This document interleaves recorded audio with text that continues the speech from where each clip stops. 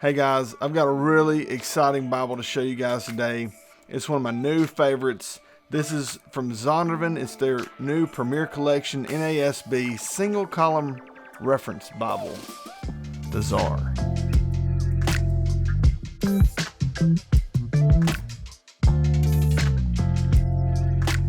Alright guys, welcome back, and I am pumped to get into this one. I did a quick look review of this Bible not long ago, maybe a month ago, and I've been using it here and there, but I haven't had a chance to do the full review, so we're about to do that now.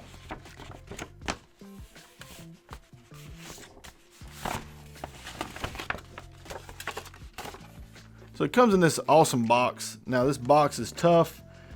Now on the back of the box it tells us a lot of these features, and we can read them. You have the side column reference in a single column text. You have the hand-bound goatskin cover, 36 GSM paper, 2-color page design, wide margins, yap, full color presentation page, and you have maps and Zondervan NASB comfort print typeface with a 10.5 point font, bunch of that good stuff. This Bible retails at $200. I think it's well worth it, and you're about to see it to find out why. Now I love this leather. The leather does have a great feel. The NASB Preacher's Bible leather had a little more grain. This is a little smoother, which I'm okay with. That's fine. So the spine looks great. You have your 5 raised ribs on the spine. They don't have a lot of definition around them, but they still look really nice. You have Holy Bible, Zondervan, and then in the middle is a really minimalistic look of the New American Standard Bible. Of course, the cover leather is this nice black goat skin, and the liner is a pretty nice black calf skin. There's an interior gilt line going around the inside of the cover, and goatskin leather cover imprinted on the inside of the front cover. There's your tab for your edge line construction. As we flip through the front of the Bible, there's your presentation page and your title page. The publication page shows that it's a 2020 printing, printed in China, of the 1995 translation of the single column reference Bible from Zondervan. And on the contents page, it really shows this 2-color print design. Now I know that this Bible has been highly anticipated since the production of the Premier Collection editions from Zondervan. So them producing a Premier Collection NASB single column reference has really been looked forward to by many people. So let's take a look at this text. Here we see it's a single column, verse by verse layout. You have references in part of the margin, then you have a wide margin section for notes.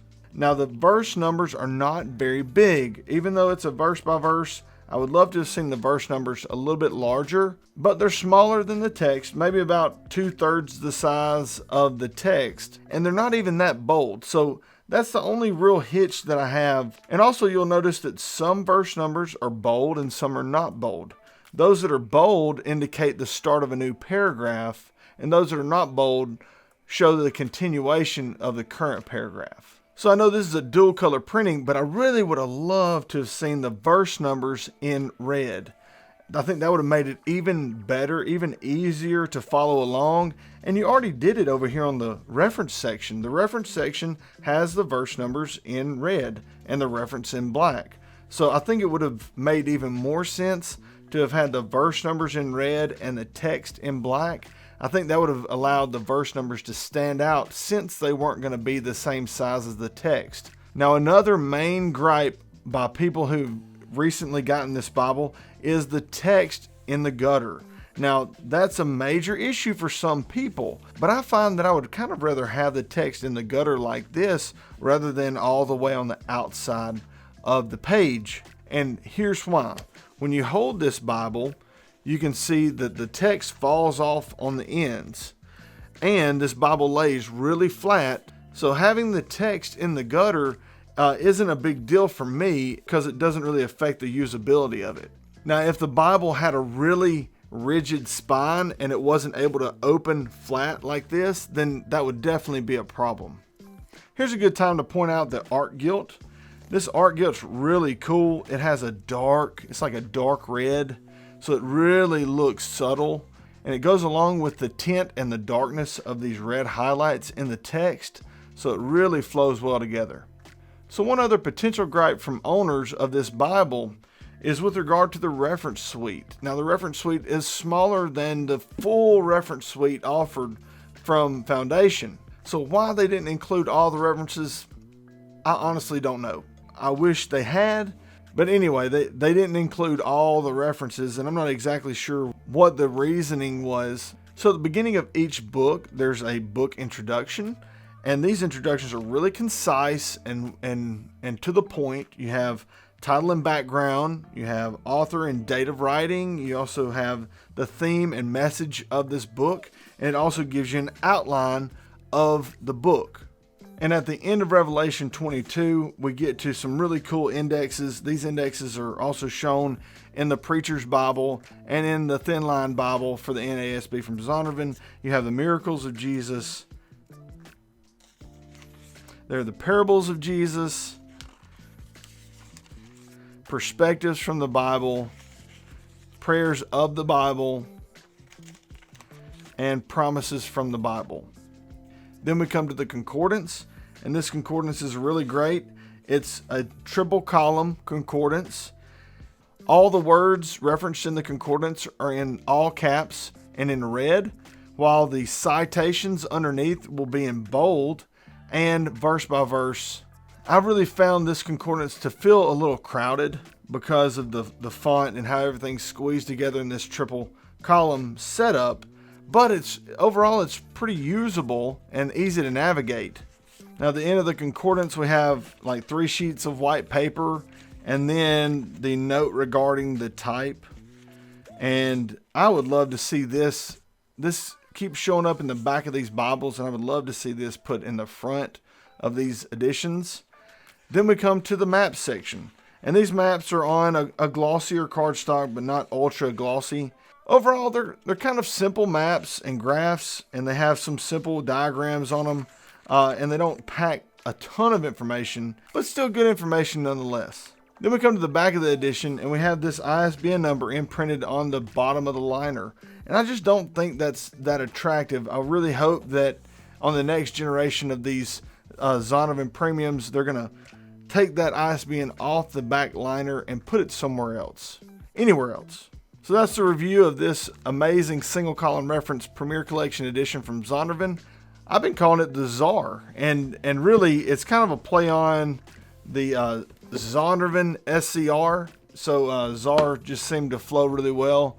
Anyway, giving Bible nicknames is kind of a fun thing for me and a lot of us to take part in, and this one happens to be the Czar now. So enjoy that. And this Bible, even though it has a few flaws as far as the reference system, and I'm not really a huge fan of how the numbers were done. I'd love to have seen the numbers in a different color or that red. I wish the concordance was a little less crowded. I wish that there wasn't an ISBN number on the back liner. There's a lot of things I would have improved about this edition, but it's still miles better than the Foundation Calfskin edition.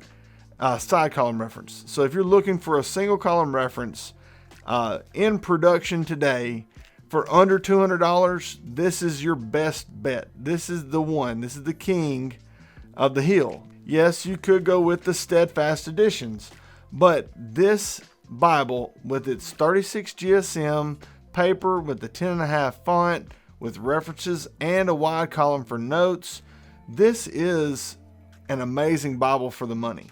So if you want to buy this Bible, you can check in the description below. If you purchase through that link, it'll help out the channel, so I really appreciate it. But you can also scroll down and check out my full Amazon store. There you'll find links for Bibles of tons of different translations, as well as the gear that I use to shoot YouTube videos. Also, if you like this shirt, check out my friends at missionalwear.com. They'll hook you up. Well, thank you guys for watching. If you liked the video, give me a thumbs up. If you didn't like it, you know what to do. And if you haven't subscribed, consider subscribing to the channel and click the notification bell so you can be notified when I upload new videos. And as always, God bless.